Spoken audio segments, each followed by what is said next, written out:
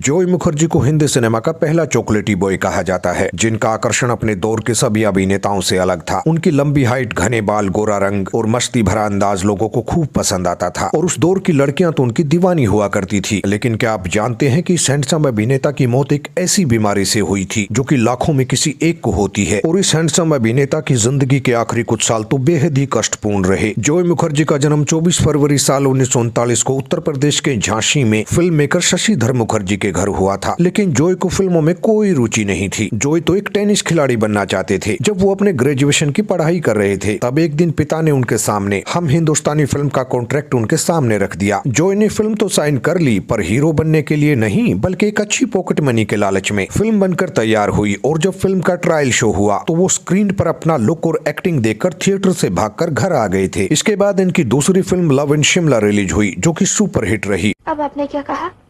मैंने कहा दुनिया में बहुत हसीन देखे, मगर तुमसा नहीं देखा। पर्दे पर इतने चार्मिंग हीरो को देखकर लड़कियां उनकी दीवानी हो गई। यहीं से जॉय मुखर्जी अपने टेनिस खिलाड़ी बनने का सपना छोड़कर अभिनेता बन गए। 60 और 70 के दशक में जॉय मुखर्जी बेहद ही लोकप्रिय हुए। उनकी कुछ यादगार फिल्मों ने तो दर्शकों पर जादू ही कर दिया था, जिनमें लव इन टोक्यो, फिर वही दिल लाया हूँ, एक मुसाफिर एक हसीना, लव इन शिमला, शागिर्द जिद्दी और एक बार मुस्कुरा दो जैसी हिट फिल्में शामिल हैं। जॉय मुखर्जी की तुलना हॉलीवुड के सुपरस्टार रॉक हडसन से भी की जाती थी। इतना ही नहीं, बॉलीवुड में शर्टलेस होने का ट्रेंड सलमान खान ने नहीं, बल्कि जॉय मुखर्जी ने ही शुरू किया था। जॉय मुखर्जी ने अपने कमाल के अभिनय से दिलीप कुमार, देवानंद और राज कपूर के दौर में अपनी एक अलग पहचान बना ली थी।